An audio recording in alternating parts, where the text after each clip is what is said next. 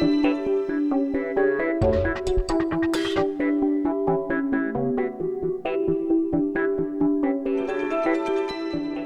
m'appelle Catherine Hansen, j'ai 31 ans.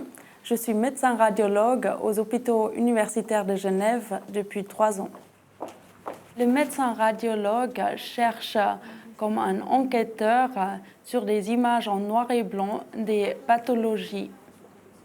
Les pathologies peuvent être simplement des fractures, par exemple quelqu'un qui est tombé, mais ça peut également être des tumeurs, des maladies chroniques. En gros, on peut diviser la radiologie en deux parties. On peut dire qu'il y a un côté diagnostique, qui a un composant très important, et d'un autre côté, on a le côté interventionnel qui nous permet de réaliser des gestes minimales invasifs sous guidage d'une technique d'imagerie.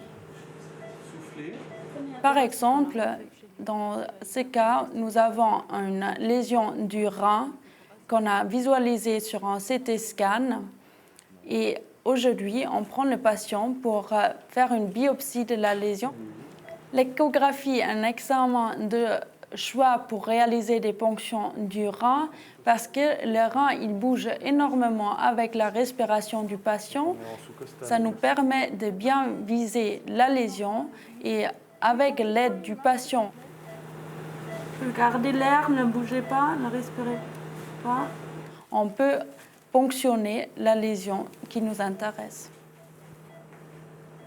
Le diagnostic qu'on pose nous, c'est un diagnostic qui implique une grande responsabilité derrière parce que si on dit que le patient n'a pas de lésion suspecte, il ne va pas forcément être suivi et s'il avait une tumeur, elle peut grandir et échapper à un traitement précoce et efficace.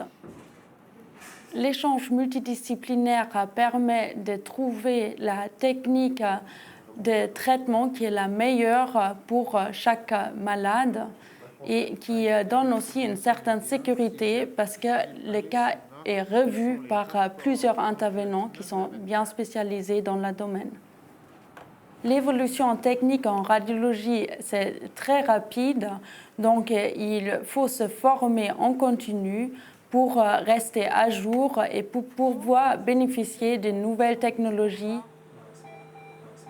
Je me souviens d'un patient que nous avons traité en radiologie interventionnelle en urgence parce qu'il avait bouché une artère de sa jambe et qu'il risquait de perdre cette jambe pour une amputation parce qu'il n'y avait plus de vascularisation. Et après notre traitement, on a réussi de déboucher l'artère et quelques jours plus tard, je le voyais tout souriant, entouré par sa famille, en sortant de l'hôpital sur ses deux jambes. Donc, il a pu garder ses deux jambes.